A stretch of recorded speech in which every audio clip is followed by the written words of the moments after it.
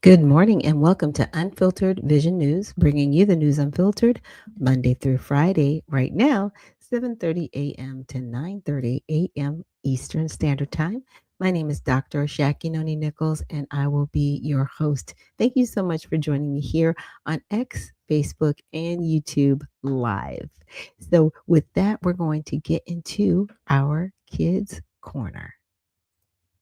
He always had the newest toys and the coolest clothes, but today, something went wrong. During recess, Tom accidentally knocked Brad's new basketball into a puddle. Brad was furious. Tom said sorry, but Brad refused to forgive him. "You ruined my basketball," Brad yelled, pushing Tom away. Brad couldn't let it go. He kept thinking about how unfair it was, but his anger made him feel worse. Later, Brad saw Tom playing with others, laughing and having fun. That's when he realized, was it really worth staying mad? Brad took a deep breath and walked over to Tom. "I'm sorry I got so mad. Do you want to play?" Tom smiled, and just like that, everything was okay again. Sometimes forgiving someone doesn't just help them, it helps us too. Forgiving others makes room for more happiness, friendship, and fun. Yeah, so let's remember that. I really do like playing these videos because it just reminds me of how much we need to remember that childlike heart, even as adults, right? Because there can be times when things happen, okay, and it makes us upset and we want to hold a grudge and we want to be bitter. But yeah, forgiveness is not just about forgiving the other person, it's about us actually being able to have that freedom, right? And it settling our hearts. Is somebody said, forgiveness isn't just for the other person, it's for you. Yeah, and it's a gift. So with that, this is our Tell It All Tuesday. So you know how I like to do a lot of different things on Tell It All Tuesday. And definitely one of the main things I like to do is just share about things going on in the world that we may not necessarily talk about on a daily basis, but it is things that we need to be cognizant of. But before we into any news, let's remember to honor God with our body. I did not have it set up this morning. I got to remember to make sure I've got it all preset. So here we go. So honoring God with our body, God, please help us and help guard. Oops, sorry about that. Had a little bit of a pop up. Okay. God, please remember and help us to guard our mind and our thoughts. God, help me to fix my thoughts on what is true and honorable and right and pure and lovely and admirable. So I will think about things that are excellent and worthy of praise. God, please protect our ears. Help us to listen to your voice. God, help me to be quick to listen, slow to speak, and slow to become angry. God, please protect my eyes from sin's damage. God, and make a covenant with my eyes not to look lustfully. God, please help to speak life over my mouth. God, set a guard over my mouth. Lord, keep watch over the doors of my lips. God, please help my hands to serve generously. God, help me to do good to everyone and especially to those who belong to the family, to our family in faith. God, please protect my reproductive organs. God, help me to honor you with my body. And God, please protect my feet as I walk along your path. God, let your word be a lamp for my feet and a light on my path. And that is something I try to remember for us to say daily, right? Just to remember, remembering to honor God with our bodies. And we've got two individuals that have joined us this morning and reposted the stream. Sassy Lady, thank you so much for reposting the stream this morning. And April Showers, thank you for reposting the stream this morning. And everybody else that's listening live on our platform. So, like I said, today is Tell It All Tuesday. So this may be something everybody's heard of or not. It was a interesting announcement, but yes, Governor Tim Walz has decided not to run for reelection. I wonder why. It's like, okay, you've been pressing and you're like, no, we're getting rid of the fraud and we're doing everything. And now you're like, nope, I'm not running for office. I'm stepping down. So apparently somebody must have kind of said, yeah, this no. And it's going to be interesting to see what happens with their large Somalian community now, because right now, if he steps down, he's no longer running cover for anyone. Yeah. So it's going to be interesting to see what happens with these investigations that they're going to have going on in the state of Minnesota. Political news out of St. Paul, Minneapolis, Minnesota. Tim Walz will not seek re-election as governor, and what a fall from grace this has been for him. You might recall in the spring of 2023, he pushed through several progressive ideas to the state legislature that caught the attention of Barack Obama, who went to Twitter to give his endorsement for the programs, which eventually caught the attention of people like Kamala Harris, who chose him to be her running mate as the vice president. Introduced in Chicago at the convention in August of last year, a debate that was an absolute disaster with J.D. Vance. At one point called himself a knucklehead, but after reportedly billions of dollars have been stolen from taxpayers by way of the state of Minnesota, Tim Walz says he will not seek a third term. What a remarkable 2 years in the national spotlight has been for him, Dana. And Walz hit Trump in his Yeah, and I'm sure he probably excuse me, wrapped around his not deciding to run for governor to Trump, as you know. Mm. Excuse me, guys. Everything is Trump's fault, you know. It's all his fault. That guy. You gotta find somebody to blame.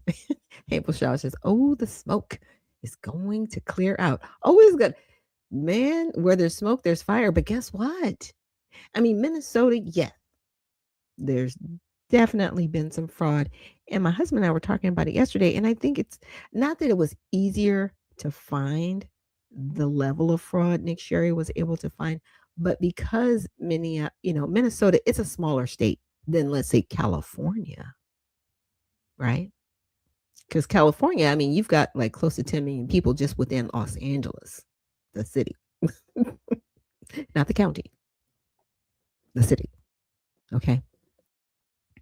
So Los Angeles, and I don't have a video for this, but I was watching a video yesterday. Apparently, $78 billion is unaccounted for. Okay, they've got 9 billion that they are investigating to see if it was tied to fraud. The 18 billion is what was paid out over all of their entitlement programs, right? Which includes child care, transportation, home health services, and the like. In Minnesota, they have 78 billion in California that they know of. Okay, that they've actually kind of pointed out. Right, everybody knows about the rail system. It was like what, 17, 18 billion or something like that. Yeah, but it's the homeless population, right? And the homeless population keeps growing, and you keep throwing money at a growing problem. Apparently, it's like 90,000 per person that they have to help with the homeless situation. If somebody had $90,000 a year, they wouldn't be homeless. They might be in California though. I should say that. I should preface that, because if you have like anything on your credit report, or if you've had an eviction, you might not be able to have a place to live. But I'm like, if you got 90,000 per person, here's my thing. If you were to take at least 70,000 to help that homeless person, whether that is with mental home health services, you would at least be able to put them into some type of care facility, right? Whether it's I won't call it a nursing home, but they have active senior living facilities. They also have ones that give more support, like almost like home health aid campuses and facilities. You could have used that money to get these people literally off the street and into a facility where they could be cared for and the money would be there.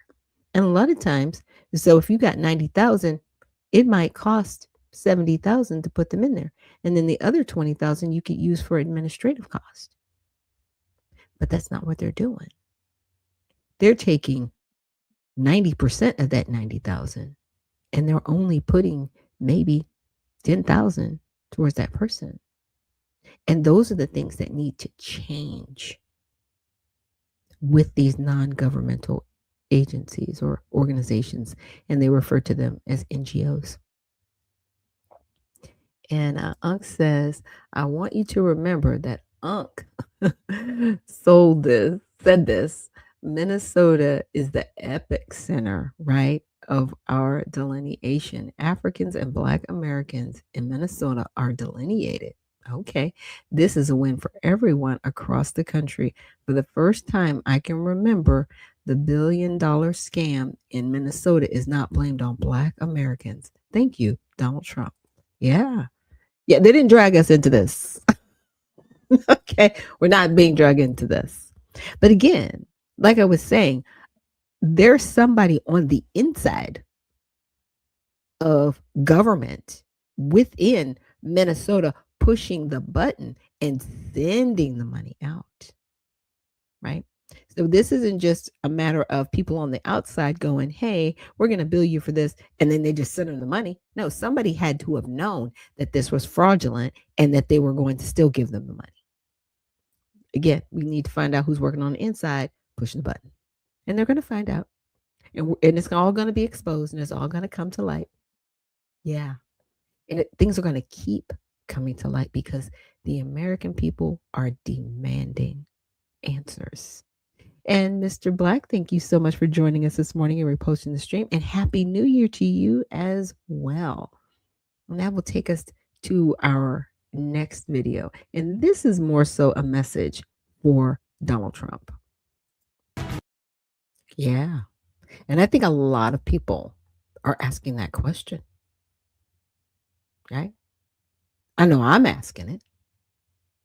Because, hey, what are we doing? What are we really doing? Right? And Uncle Coolwater says the whole government in Minnesota is corrupt. Everybody had their hand in the cookie jar. It's going down. Delineation in Minnesota is a win. Black Americans in Minnesota, go get your money and get your reparations, right? It's intense. Everything that's culminating. But the lady in that video that I played, I think she's saying what's been a lot of people's hearts. You know, the American people,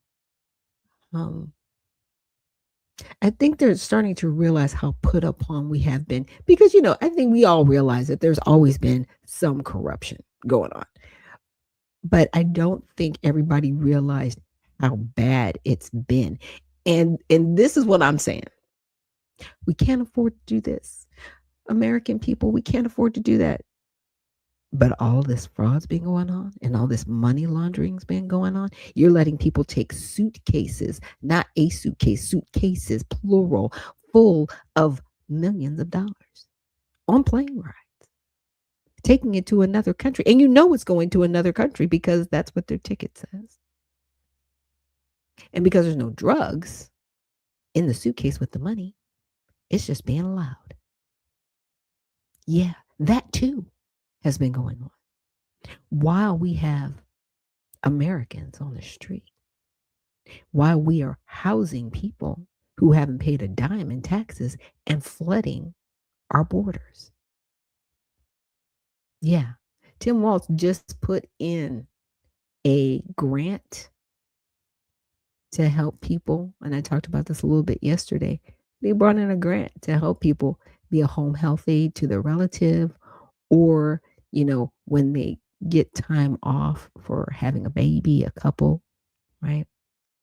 And other things tied to that initiative or program. And I'm like, with all the fraud going on in your state right now, you're really gonna do that right now. That's called being tone deaf, by the way. I'm just saying. I'm like, read the room, sir. Read the room. Not the time. I'm sorry, not the time to try an initiative like that right now while all this craziness is going on in your state. Bad timing. Bad timing. Just saying. Now, with that, I want to play a short video, and you guys may have seen this, but I wanted to highlight this because payments are not going to just keep rolling out like people expect them. Direct actions against the blatant fraud that seems to be rampant in Minnesota. First, I have activated our Defend the Spend system for all ACF childcare payments across America. Starting today, we require a justification, receipt, or photo evidence before we make a payment. Second, I have just signed and sent a demand letter to Governor Walz. I required a full 360 review of these centers. This includes attendance records, licenses, complaints, investigations, and inspections. And third, we've launched a dedicated fraud reporting hotline and email address at childcare.gov. Whether you're a parent, a provider, a member of the public, we want to hear from you. Let me be crystal clear. ACF expects every state to uphold the highest standards of oversight, monitoring, and accountability for federal dollars. Minnesota is no exception. We're committed to holding bad actors accountable. Regardless of rank or office, anyone who's involved in perpetrating this fraud against the American people should expect to be prosecuted to the fullest extent of the law. Yes. So that is childcare.gov. But you know what's amazing to me? It took a 23-year-old baby, and I'm going to call him a baby because I've got some children older than him, a 23-year-old baby with his cell phone to point this out. And when the other networks decided to join in, finally, they wanted to blame the baby. How you going to blame the baby and y'all ain't been outside investigating this? Stop that. Stop it. The baby goes outside and is like, hey, this is going on. But people have been talking about this for years. And like I said, I reported on it. And technically, the fraud's been going on previous to 2009. 2009 is just when they kind of started to document a little bit of what was happening. So this was pre-Walz. He gets in the office and it's still perpetuated and then exasperated by the pandemic that happened a few years back, where they were writing legislation to loosen regulations, right? So other people could participate in helping other people, but they help people all right. They helped them out of millions of dollars. And those people are standing trial right now. And even there was another video that showed Amy Bach, who's one of the people in the Feeding Our Future scandal and, trial going on. Apparently, some of the daycare centers were ringing to her phone. Some of those numbers were actually ringing to Tim Walz's office. So this has definitely been an inside job, and I'm just looking forward to the paperwork that comes out and comes forward from this, because it's beyond a scandal. It is something that the American people deserve some answers on. And it's not just happening in Minnesota. That's the thing that we have to get past. This is happening all 50 states. It's a level of corruption that's happening, right? And it's definitely, in my opinion, happening in those states because remember, the USDA with the SNAP program, separate from childcare, said, all right, we want an account of everybody who's receiving these benefits, and then you guys need to redo your paperwork, right? Recertify is what they call it, certification. We got over 20 states that refused to send this information to the USDA. What is wrong with you? To me, you're letting yourself know that you're guilty. You're like, we're not going to send it. And I know the USDA is like, well, we don't have to send you anything. And they don't. They don't have to send these benefits to the state. During the government shutdown, and I'm so grateful for that shutdown because it showed so many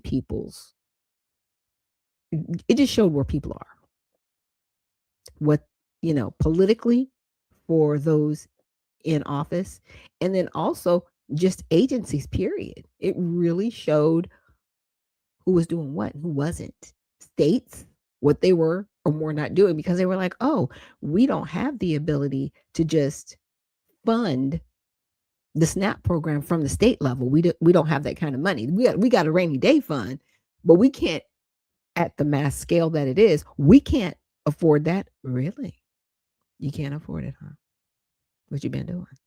Where's the money? Where's the money? That's the question on everybody's lips. And Uncle Coolwater says the American people overlooked when Elon's team found all the billions of dollars that were, been sent out of America. It's kind of flew over the people's heads, but then it circled back, and here we are. The spotlight is on Minnesota, and everybody's paying attention now. But they said Elon and his team, they were lying. They did. They did. They totally were like, they just want access to your information, and they're just stealing your social security number. I'm stealing social security numbers. Social security number's been stolen. Okay. And not only stolen, they were paying money to dead people. Really? You playing dead folks? Social security payments? You're sending SNAP benefits to dead people?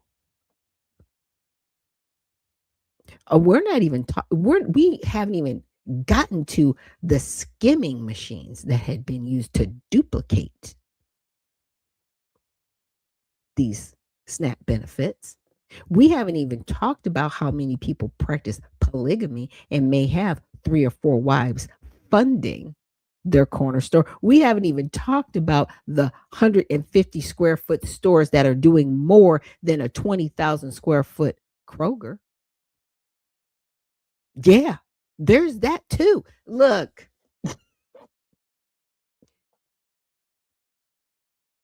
all I can say is, Trump administration, the spotlight's on you to figure out all this fraud going on, because it's all tied to federal funding, not state funding, federal funding. The American people demand all answers. Now, with that, I'm going to play this video by Marco Rubio, and everybody's kind of concerned on this one. So let's check this out. Spent billions of dollars over the years in helping with health strategies all across the world. What we learned over time, and especially after coming here, is that oftentimes, and I'm oversimplifying it, but this is an accurate description, what would happen is we would go to a country and say, we're going to help you with our health care needs. Then we would drive over to Northern Virginia somewhere, find an NGO, one of these organizations, give them all the money, tell them go to this country and do their health care program for them. That NGO would then take about some percentage of that money for their overhead and administrative costs. And by the time it got down to it, the host country had very little influence. It was sort of imposed on them. And only a percentage of the overall money ever actually reached the patients and the people on the ground that we were trying to help because of these costs. This makes no sense. So why are we hiring American and international NGOs to go into other countries and run healthcare systems that are parallel and sometimes in conflict with the healthcare systems of the host country? If we're trying to help countries, help the country. Don't help the NGO to go in and find a new line of business. And so that's what the model that we're breaking. We're not doing this anymore. We are not going to spend billions of dollars funding the NGO industrial complex while close and important partners like Kenya are either have no role to play or have very little influence over how healthcare money is being spent. Bottom line is, if you want to help a country, work with that country. Yeah. And again, I'm glad that they are finally pointing this out. But, hit dog's gonna holler. So how many of these organizations are going to start, getting upset?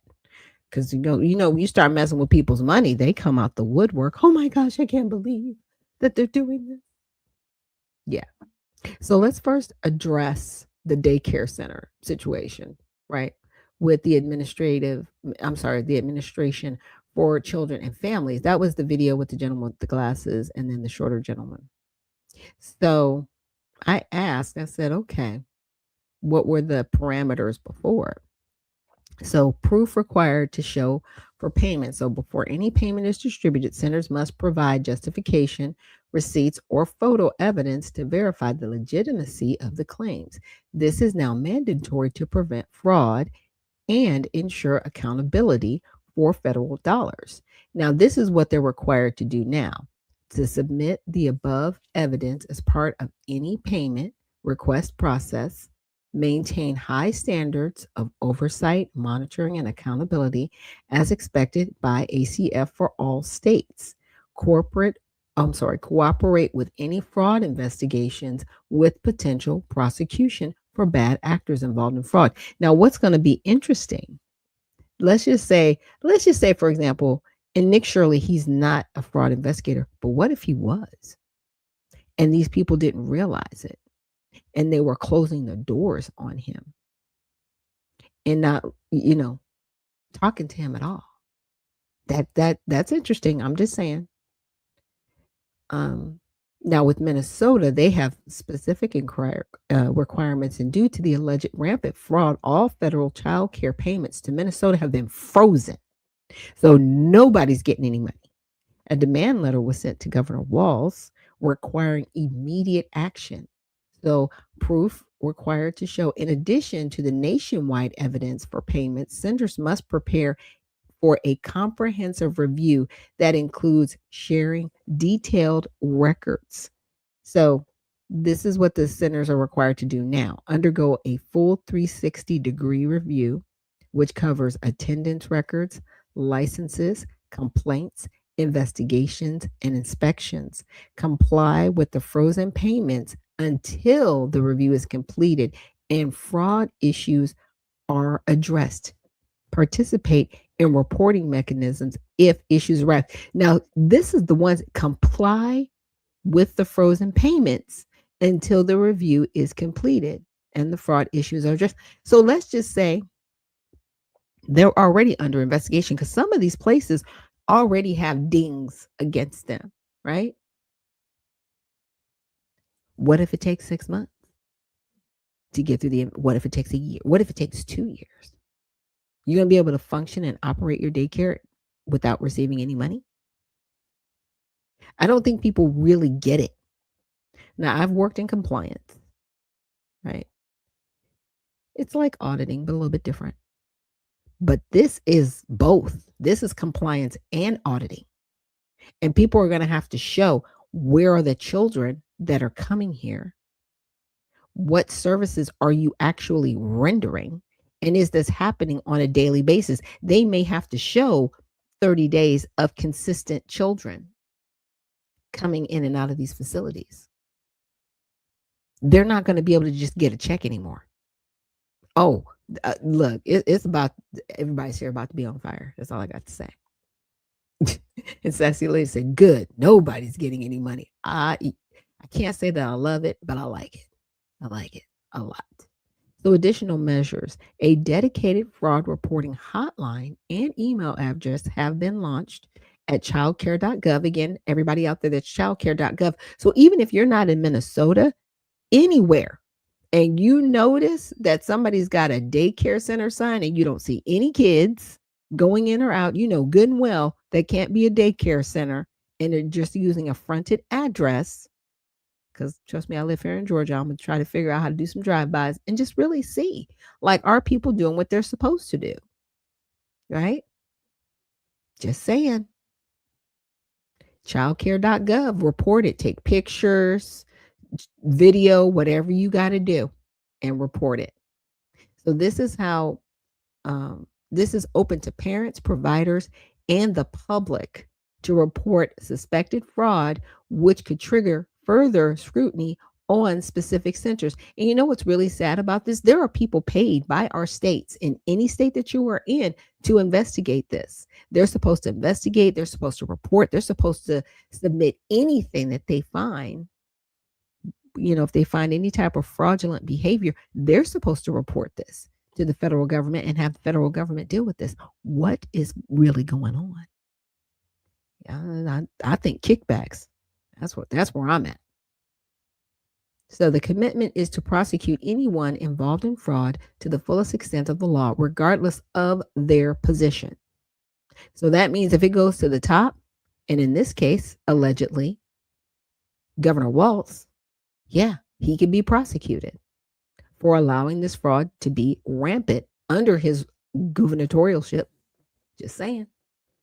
These changes emphasize preventing misuse of federal funds and apply starting immediately as per the announcement. And I want to say that was, I think they put that announcement out like last Friday or Saturday. Yeah. So nobody's playing anymore. Now, for the video of Marco Rubio making the announcement with the Kenyan officials and focusing on the NGO industrial complex, right? Here are some of the major NGOs affected by those cuts. So we've got the Catholic Relief Fund, right? Humanitarian aid, this is what they focus on. And they approximately have gotten 4.6 billion between 2013 and 2022 and 476 million in fiscal year 24. Potential impact: loss of funding for global emergency programs, reduced operations in Africa and Asia. So this is the Catholic Relief Fund. So I'm not going to read all of them, but I definitely will attach the link so you guys can go through this later. Family Health International. So these are different things, that services that they're supposed to be providing. Remember, Marco Rubio was like, if you're going to provide them, but don't have basically 80 to 90% going to your administrative costs, and you're barely doing anything with the money that's left over. Like Family Health International is supposed to help global health, HIV and AIDS, and family planning. So disruption to infectious diseases and reproductive health initiatives in low income communities. Now, see, when I see this reproductive health initiatives, that spells abortion, right? That spells we're going to kill these babies. And a lot of people say, well, it's not always that. Well, the majority of the time it is. You're not talking about, actual sex education, right? And teaching people how to use possibly protection if they, are trying not to have babies. But if they do have babies, they should have their babies. But see, you throw abortion in there as if it's healthcare. We know the lingo. We see what you do. Research Triangle Institute, Save the Children, Mercy Corps, on and on. They've got about, I think, 16 listed here. Now, broader impacts: smaller or specialized NGOs such as Peace Players, they got 1.6 million lost for Israeli youth groups. You lose 1.6 million. India's Partnership for Early Learning, 4.6 million cut, affecting 11.8 million children. Oh, okay, that's the money they ain't getting. And Morocco's Women Cooperatives, 20 million program shut down. So let's see, that's 6.2. So $26.2 million we're saving. Okay. Are also affected but receive less overall funding. Some organizations like World Neighbors or Amazon Watch, which rely more on private donors, report minimal disruption. Yeah, because they're privately funded. So they might have just again a different funding source, and they're not so much reliant upon a government contract to fund them. They're UN agencies and PIOs, while not strictly NGOs. Entities like the World Food Program and UNHCR face indirect hits with reductions in food aid to regions like South Africa, Malawi, DRC, and Somalia, potentially affecting millions. So even though there are Somalians over here, we're still sending aid over to Somalia through these NGOs.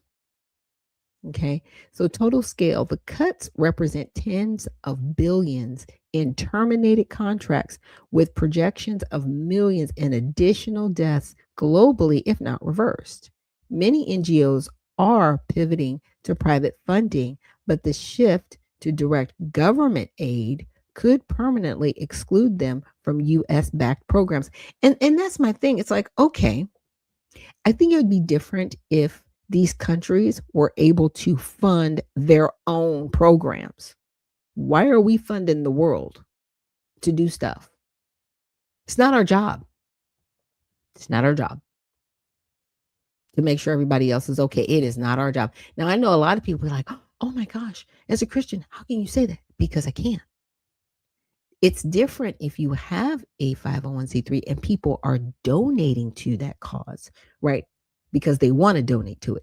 It's another thing when we set up these contracts in non governmental organizations to take federal dollars, which are tax dollars, and take them to another country and set up programs in another country, but the programs aren't being fully funded. You got $20 million and you're spending 1 million on the project and you've taken the other 19 for salaries and administrative costs. That's what's happening. That's a problem. I don't think people would be upset if they knew all of the money was actually going to help people, but it's not. And y'all are caught, cold busted, and it's happening. So I said, was there any criminal activity associated with these NGOs? Yes. Investigations, allegations, and confirmed cases of criminal and unethical activities have been associated with several of the NGOs on the list, primarily involving fraud, misuse of taxpayer funds, child labor, sexual abuse, human trafficking, facilitation, and indirect links to terrorism and terrorist groups. These issues often stem from USAID oversight reports, inspector general audits, and media investigations. Not all NGOs have documented problems. Some appear to have clean records based on available data, and many cases involve subcontractors or isolated incidents rather than systemic organizational criminality. Allegations are sometimes potentially charged or unresolved. So they've aimed for balance by including context from diverse sources like government reports, news outlets, and policy briefs. So below is an outline of notable associations for the listed NGOs, focusing on those with reported issues. For NGOs without prominent mentions in searches, RTI International, and these listed, no major criminal activities were identified in the results, though general USAID audits note widespread mismanagement across guarantees. Where applicable, I've included settlements, ongoing probes, or mitigations. So this is what I was able, well, what Grok was able to put together. So Catholic Relief Services, remember? I have to go back. Sorry. Catholic Relief Services, right? They're supposed to do humanitarian aid, disaster response. This is what they're supposed to be doing. Okay. Sorry, I have to jump around. But this is what they've been caught doing.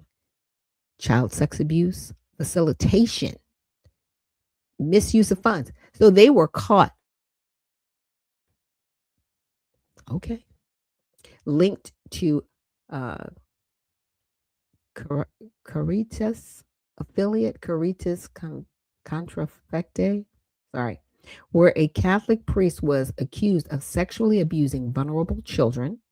CRS assisted in a corrective action plan, including abuse reporting systems, but the incident was probed by USAID's Inspector General. CRS receives over 50% of its budget, that's Catholic Relief Services, from the US government sources, and has been criticized for complicity in broader aid diversion issues. So the U.S. Aid OIG reports, yeah, this is where they got this from. A Catholic really, and I know a lot of people aren't shocked because unfortunately the Catholic Church has been riddled with scandal, but there are other churches out there. They may not be doing this, but they're still riddled with scandal, with sexual abuse. I just don't think people hear about it or people want to turn a blind eye to it. You have to know where you're worshiping and who the people are in the church. You got to. And unfortunately, with the Catholic churches, they move these people around and they hide them. And this is regular practice. I'll say allegedly, but it's a regular practice in the Catholic Church that if a priest is found abusing children, they'll just move them. They don't arrest them and put them in prison where they should be. They just keep moving them around. And then they keep abusing children. What are you doing? You're definitely not following the Bible. What are you doing? It's crazy. Now, Family Health International, they've been involved in human trafficking, advocacy for asylum system abuse. So they received 1.5 million in US aid and DHS in 2024, criticized in policy briefs for receiving federal funds while allegedly enabling trafficking through border aid programs. Remember, everybody was like, where are the children that have been brought over the border? Well, allegedly, they were a part of that. So from 2013 to 2022, it was number 3 U.S. aid recipient with $3.8 billion, with nearly 80% of funding from government grants. No direct criminal charges, but implicated in broader critiques of NGO roles in mitigation crisis. Oh, in the migration crisis, sorry. I don't know if you guys remember when I started my podcast and I was talking about the Appropriations Act of 2021 and how they set aside $12 billion for unaccompanied minor aliens. They set over $500 million also for migrant issues. They did this. So when I see these numbers and I see these organizations that have benefited, it is our tax dollars. And it was like I was saying, I was like, they did this. Our government stood by and voted for this and facilitated this. You gave them the money. You had to have known what was going on. I don't know. You knew. You knew. And when Elon Musk, at the beginning of last year, with his team, Doge, they went in and started, pulling all the doors open. People were like, oh no, I can't believe he's doing this. You exposed yourselves. Maxine Waters, Ilhan Omar, Chuck Schumer, standing up there, upset, devastated that USAID was being investigated. Why weren't you open to an audit? You should always be open to an audit, especially if you're a charitable organization. Hey, our books are open. Whatever you want to see, whatever you need, we're doing the job. And it's because you're not doing the job. And Cultural says they have been doing such for years. It's unfortunate that orgs use religion to abuse and traffic humans worldwide. And it's crazy. But again, okay, we got the Catholic Church on here, but what are there other churches that are doing this that we don't know about? It's the ones that we don't see and that we don't know about. And I'm glad that they've shut the money off. Because see, here's the thing. When you shut somebody's money off, they are going to flip out if they do not have another funding source. But these grants. But now you're going to have to take the time. And I don't care if it's a Trump organization or if anybody else, whoever else gets in office, after this administration. You had better be above board with how you spend the tax dollars of the American people. Because I'm sure there's a whole bunch of people out there. Look, I could use $5 million. You're gonna throw some money. You know how many homeless veterans we could house, or just are homeless in general? If we could actually put back medical facilities, not asylum centers, no, because those went south and those went bad. No, we need medical facilities for people that are homeless to help them transition and to help them get back on their feet. For those that can work, but for those that can't, we need to make sure that we are respecting our elderly and they're not just living on the street. The drug addictions that we have, the millions and billions of dollars that are being wasted by these NGOs, why aren't we helping our own people? And Uncle Coolwater says, my nonprofit can use 5 million today, right?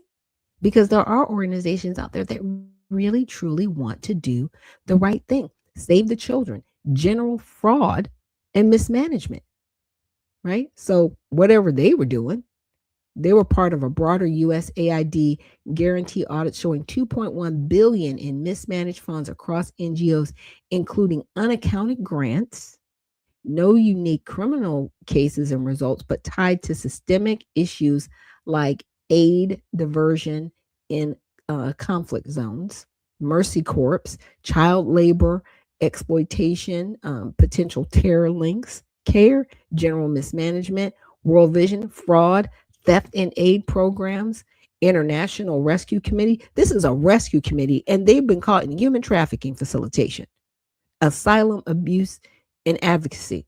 What? You're supposed to be helping people, and you're the human traffickers? Yeah. International Medical Corps. They were caught in bribery and child labor probes. And then Oxfam America, support for terrorism, fraud settlements. Yeah. So it's crazy. So USAID's Office of Inspector General has 208 plus ongoing investigations into aid misuse, including 80 billion in programs with issues like bribery, aid diversion to terrorists, and theft in regions like Ethiopia, Ukraine, and Gaza. A 2024 audit found 2.1 billion in mismanaged NGO grants, including 400 million for dubious programs. Minnesota-based NGO fraud, 250 million in the Somali-linked scams, highlights systemic issues with charges against 75 individuals, but no total shutdown of all NGOs. Reforms are targeted. So they had to shut off the money. And again, I'm okay with it. And a lot of people are crying like, oh no, it's this. No, it's too much. It's too much. You've got to turn off the faucet completely and say, nobody's getting any money until we figure this out. And you know what? If it takes them till 2027 to figure it out and none of these organizations get any money, guess what? You're not getting any money. You have to figure it out. Figure it out. But you're going to stop abusing people. You're going to stop taking our dollars to do it. It's crazy. And Cultural says, similarly, CPS are culprits as well. And the irony is that it claims to save the children. And it's horrible. I mean, there were, I want to say, allegations of them actually taking children out of their homes where there was no abuse going on. And they were trafficking these children for years. CPS. They need to be next. And I hear you. Thank you so much for bringing that up, Cultural, because that needs to happen. Because they are the biggest child traffickers on the planet. It's $150 billion plus business annually they spend on child trafficking. The money's coming from somewhere. And I guarantee you it's coming from the American people. So thank you for shutting off the faucet, Secretary Rubio. We need more of that. We need more of that. And with that, we're going to take a quick break here. And thank you so much for joining me here on Unfiltered Vision News. Sincerely Lawless, thank you so much for joining us and reposting the stream. But we're going to take a quick break, and I will see you guys on the other side of this Tell It All Tuesday.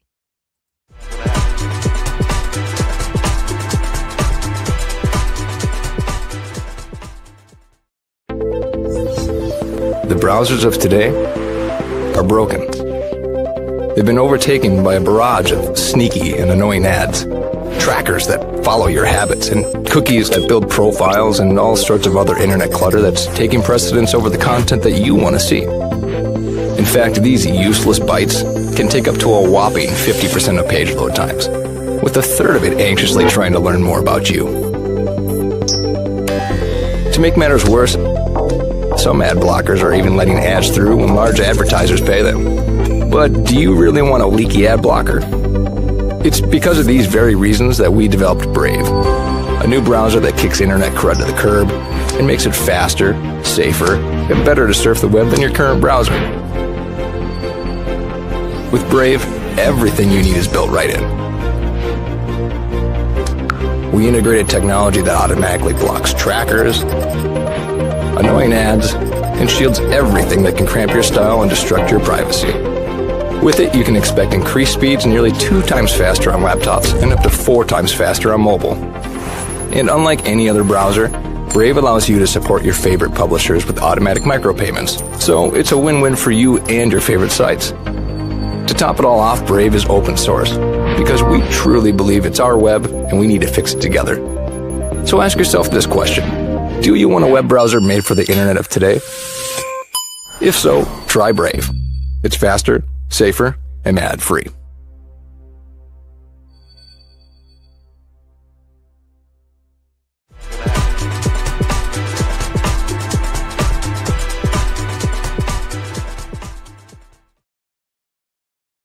And good morning and welcome to Unfiltered Vision News, bringing you the news unfiltered Monday through Friday, 7:30 a.m. to 9:30 a.m. Eastern.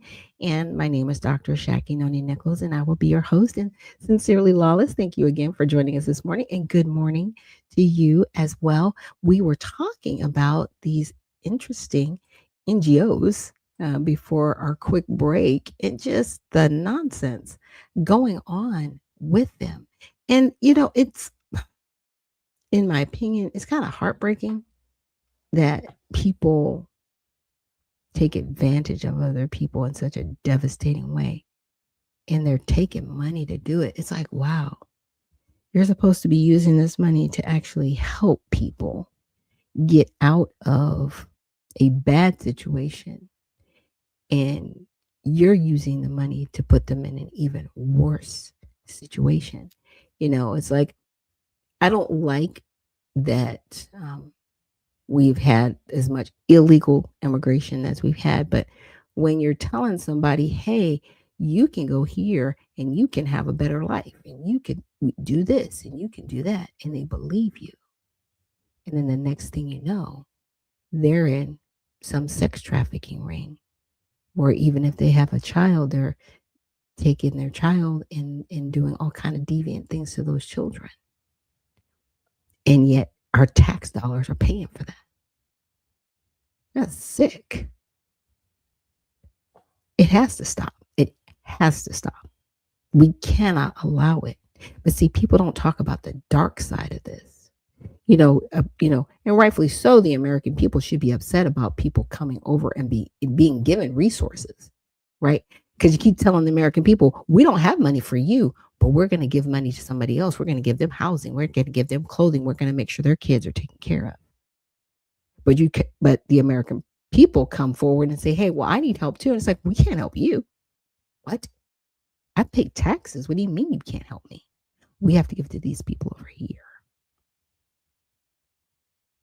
We all need to remember what happened, how it happened, and how we got here. I don't know how the Democrats ever have a leg to stand on when they help facilitate the majority of this. And the Republicans, they're not off the hook either. You help facilitate this. And then you stand in our faces and say, hey, give us your vote. No more. No more. These people that have gotten into office, like Mandani and Ilhan Omar and all of these other individuals that are okay with mass immigration and they're okay with federal tax dollars being put towards abusive tactics, allegedly, and I'll say it allegedly, right? Because outcomes are outcomes. You will not be put back in office. I'm guaranteeing you that right now. The American people have beyond being waking up like water being splashed on your face, ice cold. American people are awake. And they're not going to be taking this anymore. Now, I know that I had went over that video earlier where the young lady was saying, when are you going to liberate the American people? And I wanted to bring this to everybody's attention. I came across something in my research. I have to say something in my research. But I said, was there ever a time in United States history where citizens refused to pay taxes? Because I've been hearing that a lot. People are like, we're just not going to pay our taxes. If you're not going to find the fraud, or somebody said, until you figure out where all the fraud is, we're not going to pay taxes. I was like, man, that could take a decade. They could take up 10 years. But I could look, it'd be cool to have, not paying taxes for 10 years. Right? Or more until you find the fraud. If our threats were valid and we'd be like, nope, we're not going to pay any more taxes until you figure out the fraud, I think they'd find it in 2 weeks. If it was a viable threat. But unfortunately, because it can take it out of your check, and unfortunately, because whenever you go to the grocery store, the taxes are already included, it's hard to get away from paying taxes here. Now, there were different revolutions, right? It says, yes, have been numerous instances throughout the United States history where groups of citizens, or colonists refused to pay taxes as a form of protest, resistance, or civil disobedience. These range from colonial era boycotts that helped spark the American Revolution to modern movements. So, colonial and revolutionary era, right? There was the American Revolution. Colonists widely refused to pay British imposed taxes like the Stamp Tax Act of 1765, the Townshend Acts of 1767, viewing them as unjust due to no taxation without representation. Actions included boycotts and taxed goods. The Boston Tea Party in 1773, where protesters destroyed taxed tea rather than pay the duty, and organized non-payment campaigns across the 13 colonies. So it was done. Let's see what we can do to make that happen again. Now, Shays' Rebellion from 1786 to 1787, farmers in Massachusetts, burdened by high state taxes and debt collection after the Revolutionary War, refused to pay taxes and closed courts to prevent closures. The armed uprising highlighted economic grievances and weaknesses in the Articles of the Confederation. It was a whiskey rebellion in 1794. Western Pennsylvania farmers and distillers refused to pay a federal excise tax on whiskey, seen as unfair to small producers. Protests turned violent with attacks on tax collectors. President George Washington led troops to suppress it, affirming federal authority. So they were just like, we're not having this. And they rose up. In the 19th century, Henry David Thoreau refused to pay his poll tax for 6 years, starting in 1842, in protest against slavery and the Mexican-American War. He was jailed briefly in 1846, inspiring his famous essay, Civil Disobedience, or originally Resistance to Civil Government, in 1849, which argued individuals should prioritize conscience over unjust laws. Now, in the 20th century, but there's more. War tax resistance grew during World War II, the Vietnam War, and other conflicts, right? The modern tax protester movement emerged post, World War II, with individuals and groups claiming income taxes are unconstitutional or um, inapplicable, right? Arguments about the 16th Amendment. Courts have consistently rejected these as frivolous. And it's hard, and they're rejected as frivolous because it's an amendment. Now, could that amendment be overturned? Yeah, but it would take a convention of states.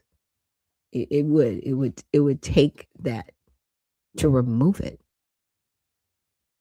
But the relief that it would give the American people if it was, that's to be seen.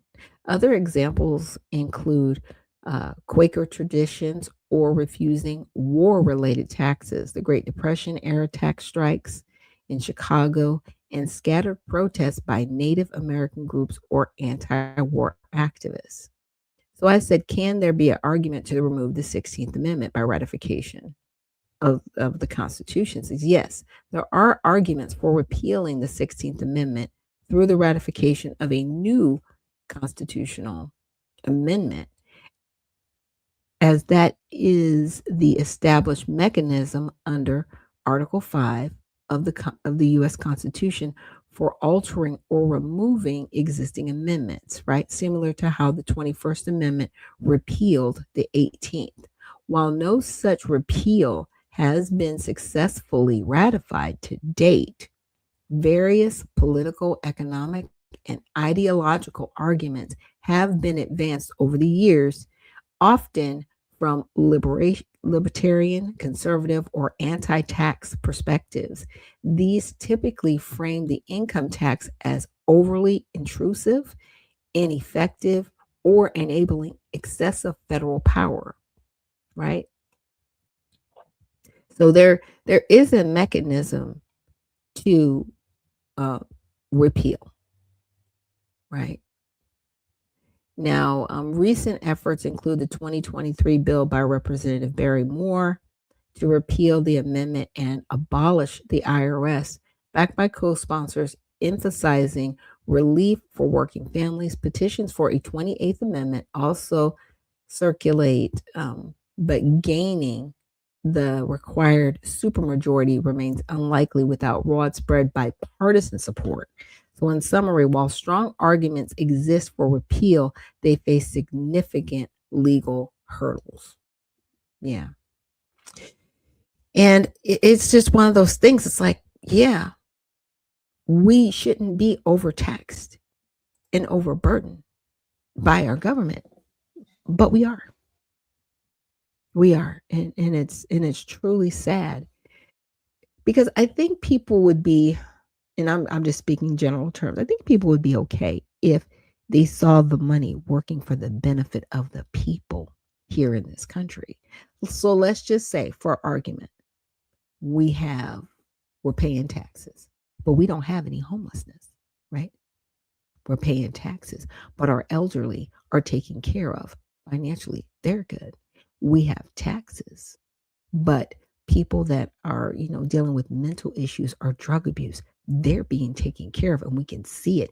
And people's lives are being changed. And they're either they have to, unfortunately stay in those facilities for longer term care, right? Because they can't take care of themselves and they need to be taken care of. Or there are some that are able to be, turn their lives around and they're, functioning members of society. I don't think people would have an issue with paying taxes if they saw their dollars actually working here in America. But the problem is the money is being wasted. And even though they say, oh, we're taking this millions of dollars over to, this small country over here, and nothing's happening over there. Marco Rubio was saying it. He was like, you say you're going to put all these facilities in King. Where are the facilities? Why we're sending you the funding? Why aren't you helping the people? That's the issue. If you're going to fleece the American people, at least make sure that we are taken care of and that we're not taking care of everybody else. And you're not even taking care of everybody else. You say you are, you're not. Just wasting the money. Where is the money?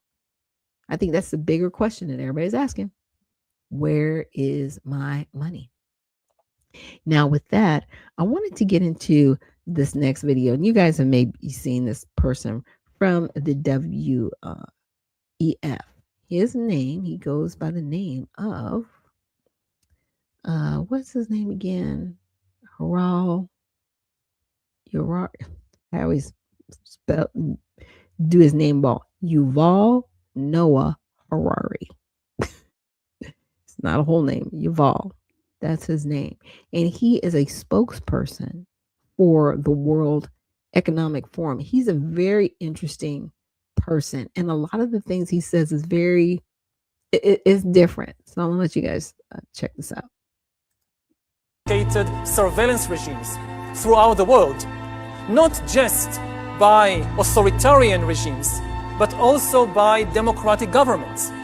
The US, for example, is building a global surveillance system, while my home country of Israel is trying to build a total surveillance regime in the West Bank.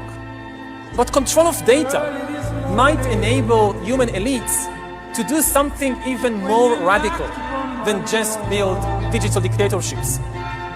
By hacking organisms, elites may gain the power to re-engineer the future of life itself. Because once you can hack something, you can usually also engineer it. And if indeed we succeed in hacking and engineering life, this will be not just the greatest revolution in the history of humanity. This will be the greatest revolution in biology since the very beginning of life 4 billion years ago. For 4 billion years, nothing fundamental changed in the basic rules of the game of life. All of life, for 4 billion years, dinosaurs, amoebas, tomatoes, humans, all of life was subject to the laws of natural selection and to the laws of organic biochemistry. But this is now about to change. And y'all think? What y'all think? My goodness. Like we just hack into people. Do that. All right, I got one more. I got a couple more for you. The third one is going to be like, what? Yeah.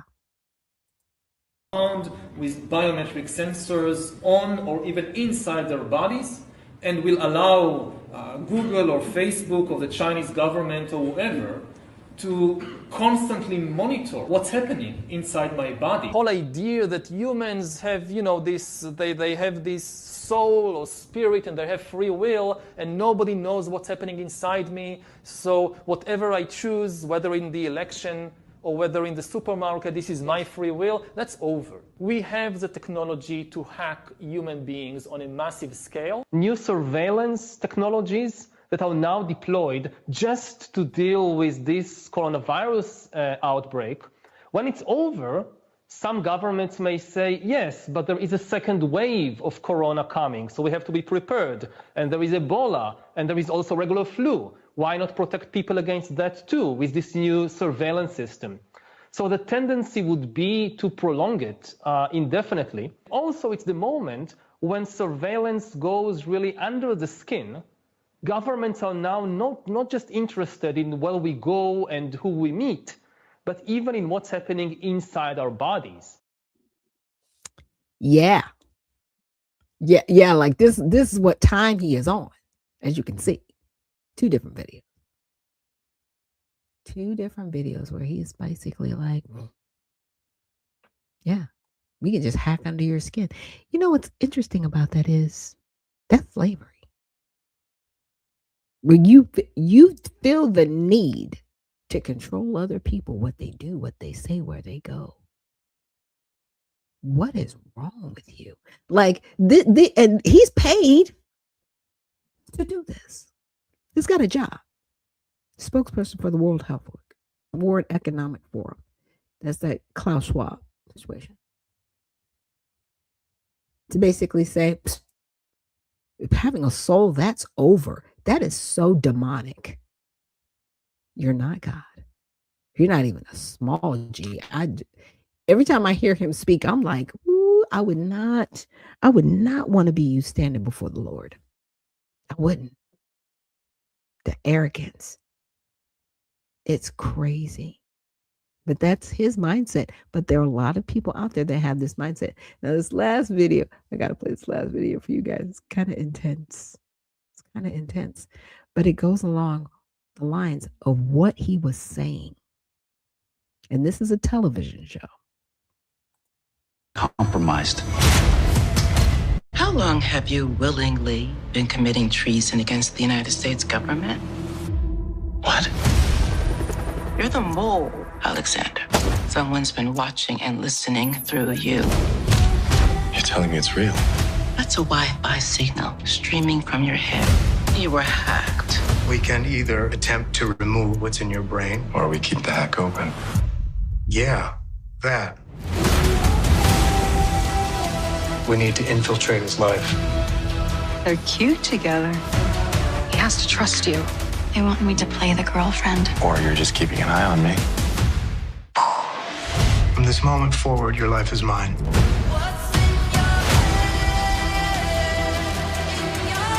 Tell me why you chose me. We need whoever is watching to think that you are in the clear now. Then we use you to find them and destroy them. I'm ready. He's conflicted, but he's on board. How do you know that you're doing the right thing? Be grateful for all the things you don't know.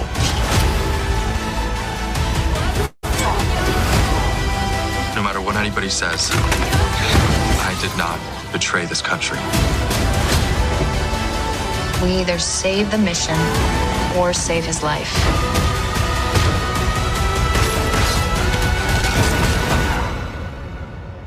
Are you in? What's in your head?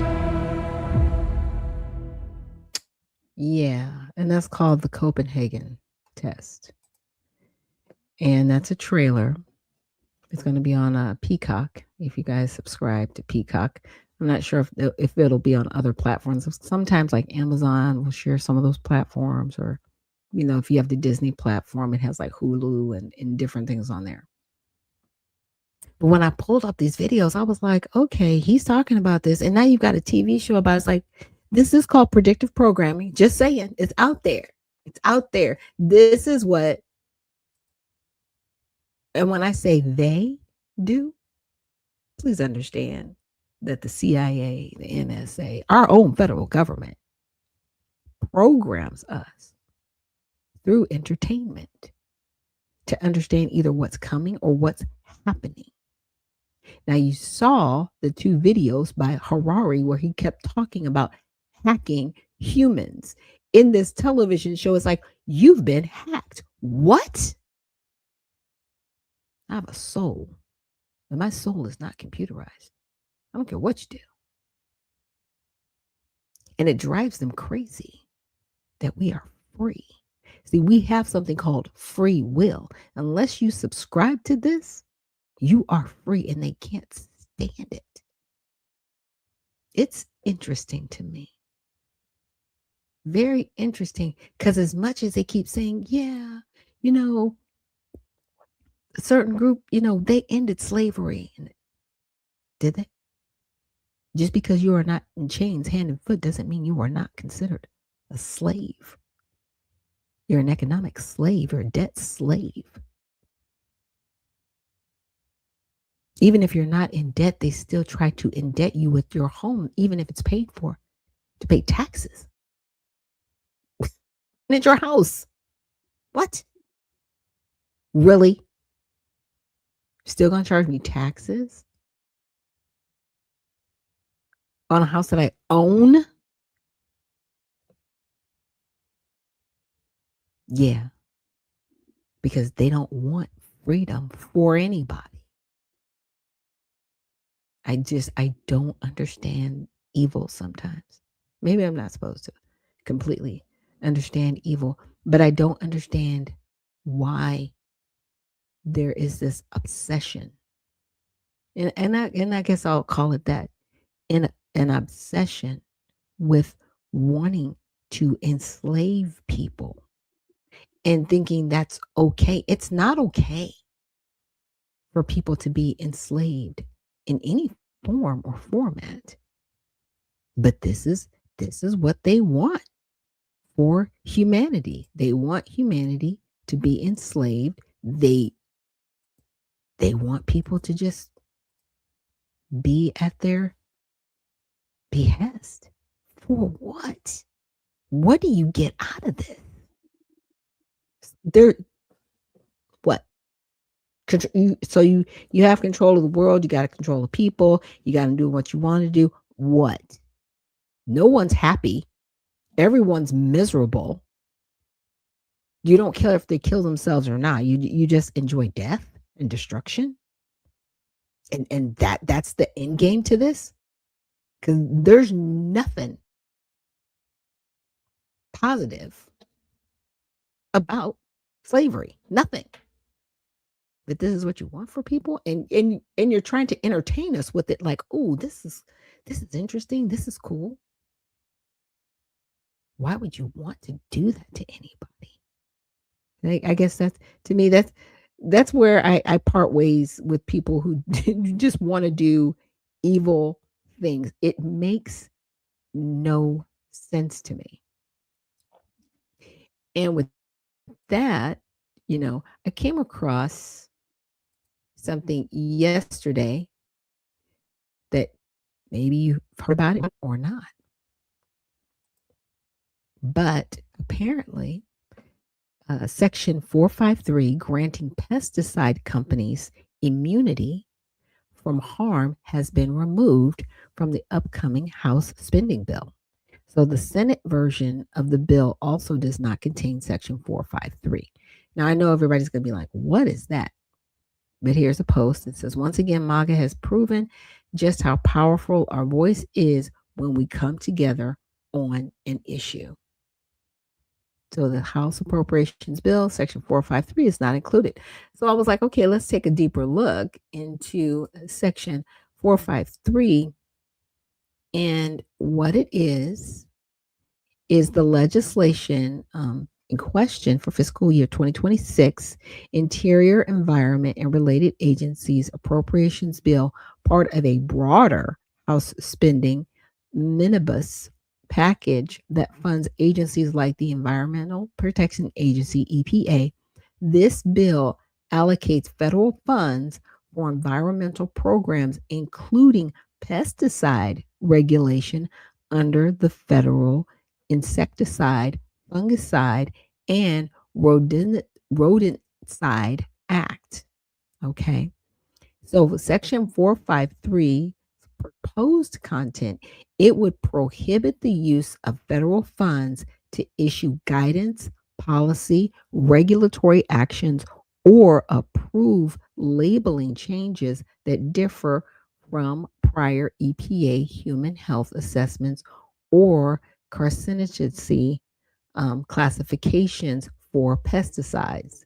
Now, critics argue that this creates de facto immunity for pesticide manufacturers by blocking failure to warn lawsuits in state courts, where plaintiffs claim companies failed to disclose health risks like cancer products and glyphosate and Roundup. This could freeze EPA positions on pesticide safety for years, limiting updates based on new evidence.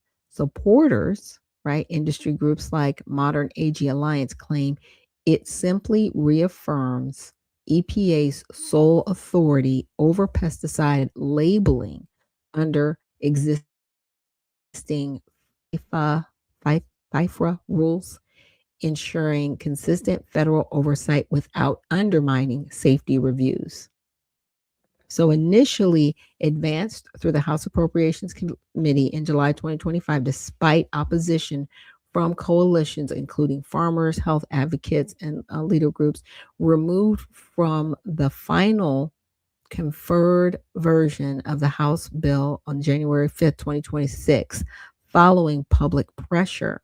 So similar provisions have been rejected in multiple state legislatures earlier in 2025, reflecting broader resistance to pesticide liability shields. So, broader implications. If included, it could have shielded companies from ongoing litigation, right? And limited state local governments' ability to enforce stricter warnings.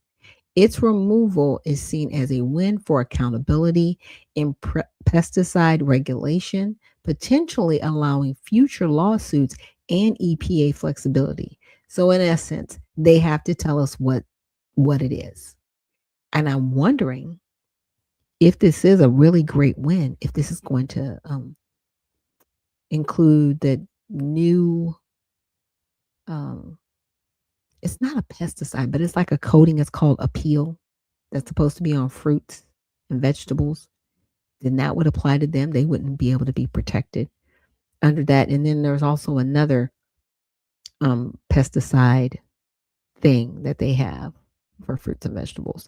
So this is good. Now they're going to have to tell everybody. Now they're not going to be shielded or protected. And those are some good things that are happening in our government. So I'm really grateful to Maha and the work that they are doing. So let's get into some more of the news of the day, right?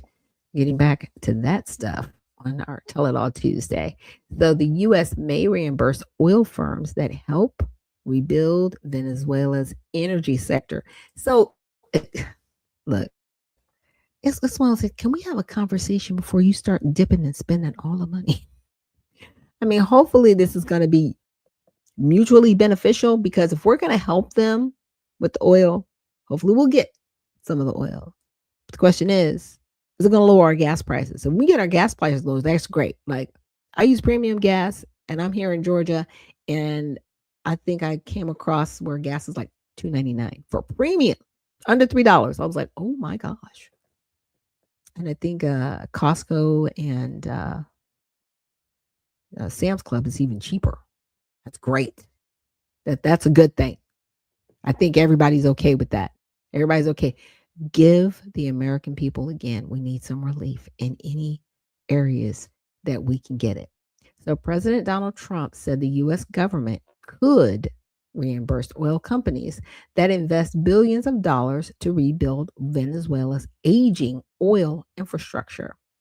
So the details, in an interview with NBC that's lean left bias, Trump said revitalizing Venezuela's oil sector would require a very substantial amount of money from oil producers and service companies, but argued they would ultimately be reimbursed either directly by the U.S. government or through future revenue.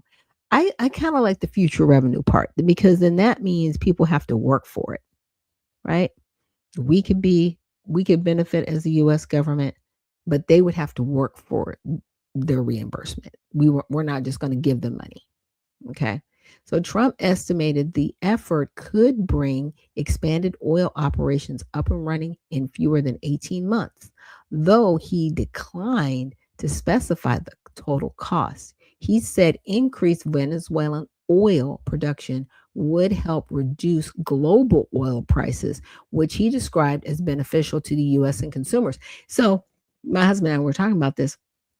What's happening with Russia and China? Because you got to remember, they had an agreement with Venezuela for their oil. It's going to be interesting to see what happens. Now, for context, according to the Financial Times Center, Venezuela holds the world's largest proven crude oil reserves, but its production has fallen from about 3.7 million barrels per day in 1970 to under 1 million barrels per day today. Interesting. So in the 2000s, Venezuela nationalized its oil operations, which included seizing the assets of ExxonMobil and ConocoPhillips. Chevron is the only major U.S. oil company still operating in Venezuela. Several news outlets reported restoring output would require years of investment to years of investment and extensive infrastructure upgrades. But in my opinion, what that means, if they're going to increase the infrastructure, that means the people of Venezuela, that means more jobs for them. That means more economic freedom for them. So I'm really hoping that that happens. But they've got to get the vacuum shut, right? You just remove Nicolas Maduro. You've got to make sure that he's not replaced by another dictator. Because once you clean this mess up, we don't need to be just over there, creating like a nanny state situation.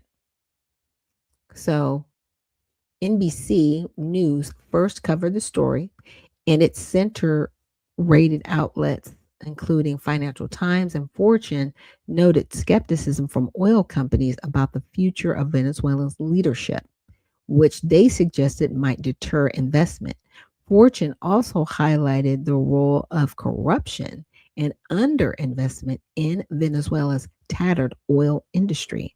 Axios, which leans left, framed Trump's 18-month timeline as suggesting prolonged U.S. control over Venezuela. The Daily Caller right quoted Secretary of State Marco Rubio denying the U.S.'s control of Venezuela was due to oil, while the U.S. National Desk right emphasized the positive impact of U.S. involvement in Venezuela's oil industry, saying it could radically alter the future of energy markets and keep prices more stable. And what I'm hoping for Venezuela is that they get better leadership in place. We're able to work with them, but not lord it over them. It's like, okay, yeah, y'all got the oil, but it needs to be to their benefit to build up their country. But you got to root out the evil that's in your country. Are you always going to have some crime? Yes. You're always going to have some crime. Country's not going to be perfect. But if you do not root out like the literal potential terrorist cells in that country right now, like shut it down, and like you're not going to do that over here, like you need to get like El Salvador right now, they'll be in a worse place than they are right now. That's what I see. That's just my opinion on it. Definitely my opinion on it. Let's see. I wanted to check out this new CDC guidance decreases childhood vaccine recommendations. That is a good thing because it got up there. So the Center of Disease Control and Prevention issued new childhood immunization recommendations on Monday, dropping the number of recommended vaccines from 17 to 10. Yay. And a lot of like, wow, there's only 17. Okay. Under these 17, there's usually like so many doses of each that they have to get from the time they come out of the womb till they're 5. And then after they're 5, there's like these boosters that they have to get. So it kind of doubles or triples that number. Now, the CDC will continue to recommend immunizations such as polio, measles for all children, other vaccines, including hepatitis A, hepatitis B, influenza, meningococcal, and COVID-19 are now recommended based on individual risk factors and shared clinical decision making. Human Health Services Secretary Robert F. Kennedy Jr. said the update followed an exhaustive review and was intended to protect children, respect family choice, and build public trust. HHS officials said the revised schedule is modeled in part on Denmark's approach, which recommends vaccine against 10 diseases and delays the patient until several months after birth. Yay. They also said the change will not affect health insurance coverage of vaccines. I'm so glad they're letting children come out and just at least not be vaccinated the day they come out, because what they don't tell you is a lot of these children that were born, they died shortly after being vaccinated in the hospital. They don't tell you about that stuff. They don't broadcast it. So I'm glad that children are actually going to get a chance to live and leave the hospital. And then doctor, the parents can sit down with the doctor and decide what's the best schedule for my child, as opposed to just poking them with, 10 or 12 vaccines before they're even 2 months old. Yeah. So the changes follow a December directive from President Trump instructing HHS to review vaccine schedules in peer nations and align U.S. guidance more closely with international norms. HHS said its analysis of 20 peer nations found the U.S. to be a global outlier in both the number of diseases covered and the number of doses recommended. So in December, a CDC panel also revised guidance on the timing of the first hepatitis B dose. So outlets on the left emphasize the significance of the change and criticism of health professionals. The New York Times, that leans left bias, said the new model was based on wealthy nations and bypasses the traditional evidence-based processes for vaccination recommendations, which could contribute to declining vaccination rates. Interesting. It was based on wealthy nations. What does that mean? It's kind of weird. Now, the BBC, which is center, noted ongoing changes to vaccine policies under Kennedy Jr. and cited criticism from the American Academy of Pediatrics that the move was dangerous. Outlets on the right offered mixed coverage, with some focusing solely on the policy changes and others characterizing them as an effort to strengthen informed consent.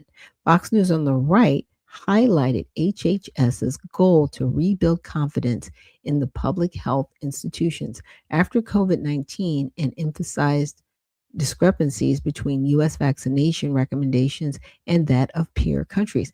And what's interesting is a lot of these other countries, they don't vaccinate as much as we do, and they're healthier. So what's going on? What's really going on? And what's really going to be telling of how many vaccines even stay on the market, because now a lot of these vaccine companies, they no longer have protections. None of them. So if something happens to your child, you can sue them. They're open to suit. They are no longer protected by the federal government. So yeah, you're going to see a lot of different. You're probably going to see the vaccines that they actually have overseas here in America. Just like the food, like a lot of our food is banned overseas, but they sell it to us here. There are seed oils and all other kinds of ingredients in our food over here that are banned in other countries. Like that red dye 40, that's banned in other countries. But they put it in our food here. I think there's a move to get it removed. I think some of that happened. I know that the tallow fries are catching, onto different restaurants. I want to say Steak and Shake, they use tallow, and Popeyes, they use tallow as well. And they were using lard before. But yeah, apparently they're using tallow. They were able to make the switch and make the change. What's going on with all these other restaurants? What's going on, McDonald's? Why just switching? Burger King, Wendy's. Yeah. So it's going to, again, very telling of what's been going on. Why weren't you protecting the babies? It's always interesting conversation. Of course, Tim Walz, he's out of the picture, y'all. He dropped out. Oh, that's what I wanted to go over quickly. So apparently people were upset that he took his oath of office and used the Quran. But it's nothing new. And that's what I wanted to point out on this Tell It All Tuesday. And I said, what other politicians have been sworn in with the other religious Bibles, right? So apparently this has happened. So Keith Ellison, a Democrat in Minnesota, the first Muslim elected to Congress in 2007, popularized this discussion by using Thomas Jefferson's personal copy of the Quran. In 1764 English translation by George Sale, borrowed from the Library of Congress for his ceremonial oath. This sparked controversy from some conservatives who falsely claimed the Bible was required, but it highlighted religious freedom. Okay. So apparently in the United States, no law or constitutional requirement mandates that politicians, such as members of Congress, senators, presidents, or other officials, swear their oath of office on the Christian Bible or any book at all. Article 4, Section 3 of the Constitution states that officials shall be bound by oath or affirmation to support this Constitution, but no religious test shall ever be required as qualification to any office or public trust under the United States. This explicitly prohibits religious tests for office, allowing individuals to use any meaningful text, religious or otherwise, affirm without a book or even use nothing, right? Because we have freedom of religion in this country. So if someone's an atheist, are they going to take an oath on the Bible? Probably not, because they don't believe in God. Are they going to affirm an oath on anything? Probably not. I don't know what an atheist would use. I mean, if we have any atheists in office, and I'm sure we do. I'm sure we do. We just don't know who they are. They're not using the Bible. That's just not their. That's not their thing. That's not their get down. But now for the Quran, Rashida Tlaib and Ilhan Omar, the first Muslim women in Congress in 2019, used their personal family copies of the Quran. Zohran Mamdani, sworn in as New York City mayor this January 26, used 2 Qurans, one from his grandfather and a historic 200-year-old copy once owned by historian Arturo Schomburg, loaned from the New York Public Library. This marked the first NYC mayor to do so.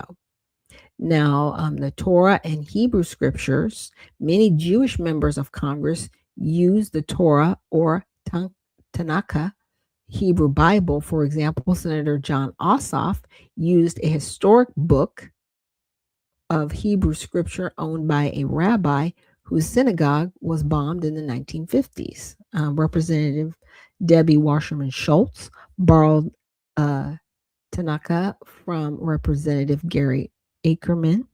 Governors like Linda Liegel in Hawaii and Madeleine Kunin in Vermont in 85 used the Tanakh and Jewish prayer books.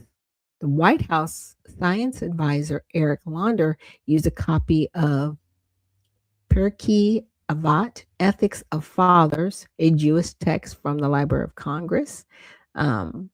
Pennsylvania Governor Josh Shapiro used 3 Jewish texts, including one of the Tree of Life Synagogue, right? Let's see. These names: Bhagavad Gita, Hinduism. Okay, so Representative Tulsi Gabbard, the first Hindu in Congress. Okay, I didn't realize she was Indian. What? Used her personal copy carried during her Iraq deployment for its teachings on service. Maryland Lieutenant Governor Aruna Miller also used the Bhagavad Gita. Whew. Interesting word.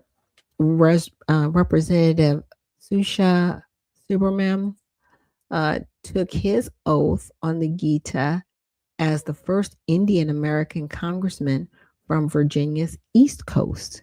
Now, the Book of Mormon of Latter-day Saints, while specific congressional examples are less documented, the text has been available as an option in House ceremonies. And the 2013 swearing ins include it among choices like the Torah, Quran, and Vedas. Mormon members, such as historical figures like Representative John Milton Berkshire in 1851, reflect this tradition, though direct usage in modern oaths is noted in broader capital options.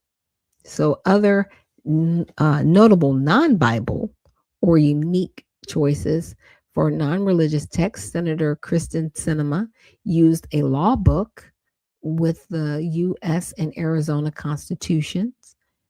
Um, Zuzi Levine in 2014 used a Kindle display displaying the 19th Amendment. Local officials have used town codes. Dr. Seuss's "Oh, the Places You'll Go," Kelly Dunaway, a Missouri council during 2019, or even a Superman comic, Representative Robert Garcia, Democratic of California, 2023. So this is interesting. This is interesting.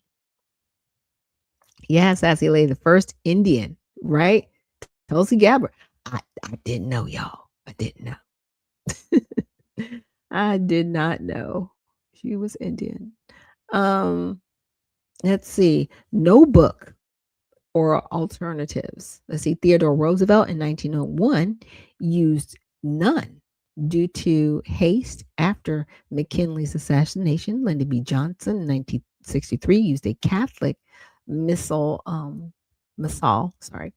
prayer book from JFK's plane as no Bible was available. John Quincy Adams used a law volume, Buddhist text. Representative Hank Johnson, a Democrat from Georgia, in a Nichiren Buddhist, has used the Lotus Sutra. Options like Buddhist sutras were available in 2013 house ceremonies. So these choices reflect America's religious diversity, right? The 116th Congress in 2019 was the most diverse ever, and underscore that oaths symbolize personal commitment to the Constitution, not adherence to any faith. Backlash, like against Ellison or Omar Talib, often stem from misinformation, but has been countered by bipartisan support emphasizing constitutional principles. So, with that said, maybe the standards need to change, you know, instead of it being religious. If people are going to affirm an oath, right? Because that's pretty much what they're doing. They're affirming their oath to the Constitution, whether that's adhere. Um, there's different words and terms that are used. You've got to adhere to it. You've got to um, uplift it. You've got to, make sure it's upheld, right? So there's different terms depending on the office that you're using and your affirmation of your oath. Maybe it should just be on the Constitution. If we have the Constitution in a book format, let's just say that should be the book that you're affirming and attesting to. That way, there's no religion included, because we do not live in a theocracy in this country. This country has freedom of religion, right? You just cannot commit, crimes with your religion. That's the thing that we have to really point out. You can't use your religion to commit crimes, right? And devastate other people. That's what you should not be doing. I'm just saying, just putting that out there. Just putting that out there. But yeah, for Tell It All Tuesday, I definitely wanted to share that with you because, it was kind of a big deal. People were making it a big deal about Mandani using the Quran, and oh my gosh, I can't believe it. Like, I just read to you, like, there are people that didn't do anything at all. They just, Cinema, she used a law book volume, which I'm like, okay, I'm okay with that because, again, we have freedom of religion in this country and we are not a theocracy, right? We're not putting one religion over the other. But it's interesting when people use their religion to suppress other people, right? You shouldn't do that. And, when a religion has a law that runs contrary to the law of the land, that's a completely different issue, right? And people will say Sharia law runs contrary to the Constitution, and it is a law. It is not a principle. That's something different. You're not using your religion in principle, but when you say, okay, we have to have our own courts, huh? We have our own set of laws, huh? And if it runs contrary to the law of the land, and in this case, the Constitution, and in my opinion, people like that, they need to be removed from the soil. And that's just my opinion. You need to be removed because at that point, you're not practicing religion. You're running contrary to the laws of the land, and that's it. And if that's what you want to do, that's cool, but you need to find a country that you align with those laws. If they're going to run contrary to the Constitution, which is the law of this land. We don't have any other laws. We have our Constitution that needs to be upheld. A lot of people say, well, it's archaic. It's nah, it's the standard. You just don't like the standards. So you want to wiggle around them with policies and, make other little pseudo laws so you can do what you want to do. People need to be held to a standard. And people don't like it. And right now they're being held to standards, like the money stopped flowing. Like there's a lot of good things going on. But as a republic, we need to continue to make sure that we make demands on these individuals in positions of authority and demand that they follow the law. And if they can't, that's fine. You don't need to be in office. But we need to put people in there that will follow the laws of the land. And with that, we're going to end our broadcast of Tell It All Tuesday. And tomorrow we're going to have Women in Wellness Wednesday. I'm so glad that you guys have joined me for this first full week of January in the new year of 2026. So remember, stay well, stay focused, and stay unfiltered. We'll see you in the next one.